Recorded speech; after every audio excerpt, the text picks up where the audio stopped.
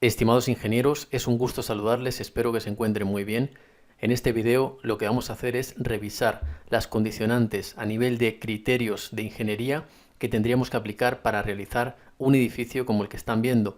Este edificio fue construido en Quito y tenía una propuesta arquitectónica diferente a la propuesta construida, donde vemos esta columna que tenía una prolongación de 2 pisos con respecto a este piso, es decir, aquí tenían previsto hacer esta columna 2 pisos más elevada, trabajando libremente y teniendo un requisito a tema de pandeo bastante importante debido a la longitud, a la esbeltez de este tramo, que finalmente se resolvió en obra con una solución en la que se acortó la altura de la columna. Vamos a ver en este ejemplo, en este ejercicio, las condicionantes que nos está entregando el programa para este tipo de diseño, que vemos que en esencia no difiere del criterio cuando se plantea un edificio elevado, es decir, no difiere del planteamiento donde se genera un núcleo de ascensor en la parte central muy rígido que tiene prácticamente el 80-90% de la absorción ante los esfuerzos acortantes.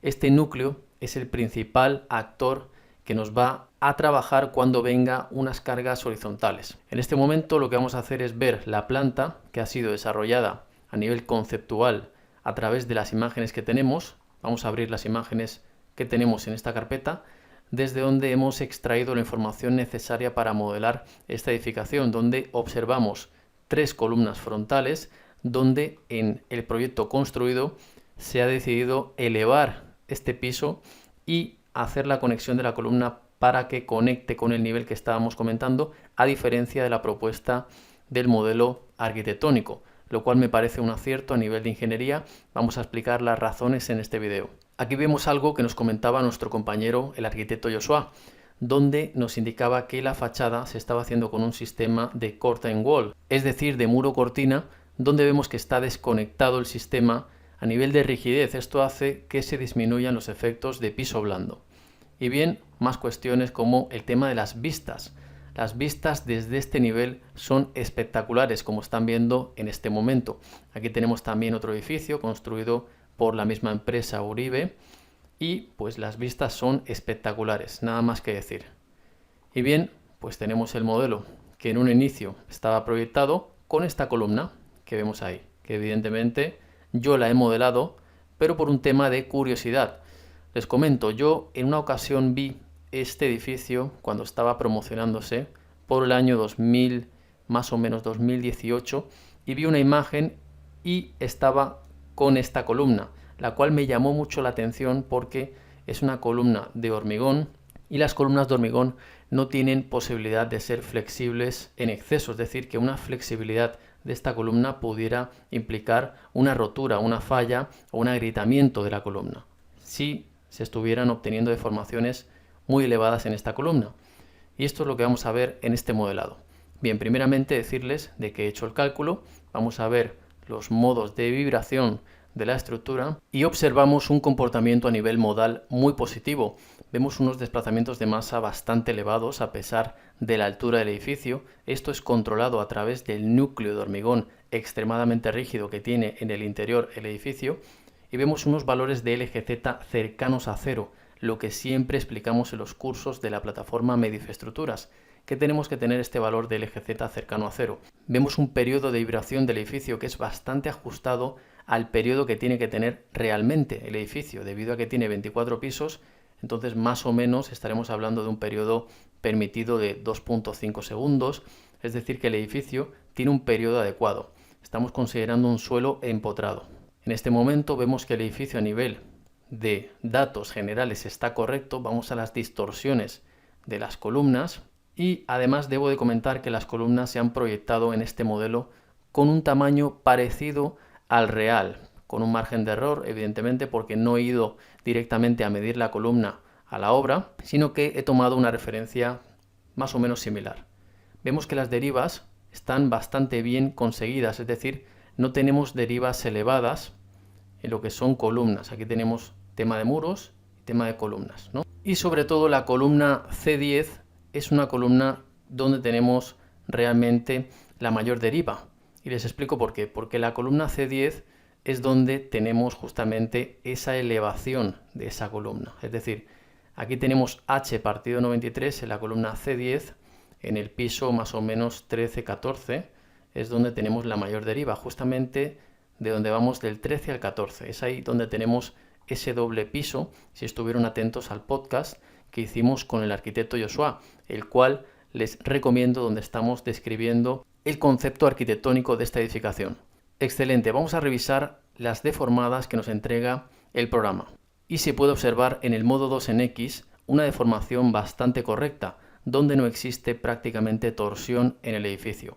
Sin embargo, la pieza clave aquí es esta, que es la que en un inicio estaba proyectada para que tenga esta longitud, y es la que a mí en un inicio me preocupó cuando vi la presentación de este proyecto en algunos carteles publicitarios. Mientras yo me encontraba conduciendo el vehículo, aparecían carteles con esta promoción y lo primero que yo veía era esta columna, la cual siempre me dio curiosidad si cumplía las exigencias a nivel de el ACI. Bien, entonces vemos una deformación muy correcta debido a que el núcleo de hormigón es el principal responsable de absorber, como indicábamos, pues todas estas deformaciones. También vemos concretamente los puntos de inflexión del muro. Vemos que aquí tenemos un punto de inflexión y aquí comienza ya prácticamente la parte superior del edificio a haber un segundo punto de inflexión en esta parte de aquí. Vamos ahora a ver el modo 1 en Y. Y si vemos el modo 1 en Y podremos observar cómo desplaza el edificio con respecto a la estructura estática que hemos marcado para que se quede estática. Y vemos aquí exagerado por un valor de 50 los desplazamientos. Veríamos también un modo de vibración muy bueno, es decir, está deformando muy positivamente debido a la ubicación estratégica del núcleo. Ya vemos de que no afecta mucho el hecho de que el núcleo está desplazado un poco hacia adentro. Si vemos las imágenes del edificio, veremos que este núcleo, donde se reparte el núcleo de escaleras y ascensor central, está desplazado con respecto al punto central del edificio, pero este ligero desplazamiento no afecta a tema de los modos de vibración. Tiene una deformación prácticamente perfecta al edificio. Pero bien, como estábamos comentando, esa no es la inquietud que yo tenía. La inquietud que yo tenía principalmente era la de la columna C10. Es decir, si me voy a este piso, vamos a la columna C10 y vamos a pilares. Y aquí lo que hacemos es en resultados editar esta columna. Excelente, y aquí veríamos donde tenemos la columna C10 que ha sido separada por el programa. Tiene un diámetro de 120 centímetros. También cabe decir que esta columna pudiera haberse proyectado un poco más pequeña, pero insisto, esto depende del diseño y depende de muchos factores. No voy a entrar en ello, solamente decir de que más o menos es el diámetro de la columna. Entonces ahora voy a hacer comprobación y vamos a ver de que el programa no me ha logrado armar las vigas, es por ello que muchos artículos fallan. Entonces tenemos que proponer otro diseño para que nos arme las vigas. En este instante el programa no ha logrado armar las vigas, pero esto se resuelve de una manera que en este vídeo no da tiempo a comentar, pero hay que hacer unos recálculos y unos ajustes en el botón por posición para que termine por armar. Yo lo que he hecho ha sido armar concretamente las vigas a mano en una columna para ver qué es lo que sucedía. Es decir, concretamente he armado estas vigas a mano y entonces puedo comprobar los artículos de la columna C9. Vamos a ver los artículos de esta columna. Excelente, y a continuación vamos a ver los artículos a flexocompresión. Vemos que el axil máximo que tenemos está superando la capacidad a resistir de esa columna. Les explico por qué. Se ha colocado una resistencia del hormigón de 250 para este cálculo. Les dijimos en el podcast de que la calidad del hormigón tenía que ser excelente. La resistencia característica del hormigón tiene que ser más elevada de 250.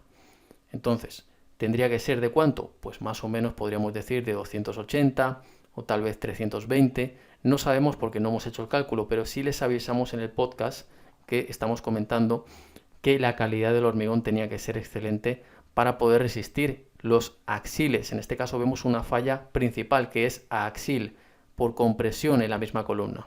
Y bien, veríamos que el chequeo de columna fuerte viga débil no nos lo puede hacer en algunos niveles porque no están definidas las vigas. No es un fallo de programa, simplemente se ha configurado mal el botón por posición y no ha logrado obtener lo que es el armado de la viga, y como no tiene la relación de armados de columnas y vigas, no puede dar este artículo. Así de simple. Entonces, Lo que nos interesa ver es, por ejemplo, la flexocompresión, los artículos principales que podamos ver en este instante. Más adelante haremos otro vídeo donde podamos armar esas vigas manualmente, como yo ya he hecho para este tramo. En editar vigas, concretamente, yo ya me he tomado la molestia de armar a mano estas vigas para poder obtener información relativa a lo que estamos comentando. Y entonces yo ya me he tomado el tiempo de armar manualmente algunas vigas para poder obtener información de estas columnas. Pero claro, ya he armado algunas vigas y de esa manera he podido comprobar, por ejemplo, esta columna, debido a que se necesita el armado de la viga para poder hacer comprobaciones por capacidad de la columna. Y bien, otros temas a comentar es que la conexión de estas vigas con el núcleo de hormigón que tenemos aquí tendría que ser de una manera especial. Vamos a hacer un pequeño dibujo en el Paint. Excelente. Y otro tema a tratar muy importante son las conexiones de estas vigas con la caja del núcleo del ascensor. Aquí evidentemente se necesitan unos elementos que se llaman cabezales y son precisamente colocados para absorber compresiones y tracciones cuando el sismo hace que este edificio tenga deformaciones. Justamente en los puntos que estoy marcando se deberían de colocar estos elementos, estos cabezales. Bien, evidentemente también en la otra dirección podemos tener un armado que vendría concretamente paralelo a lo que son los esfuerzos. Aquí veríamos que habría que colocar estos elementos, evidentemente, para poder hacer bien los traslapes de armadura y que la armadura logre entrar en el elemento, la armadura de la viga me refiero.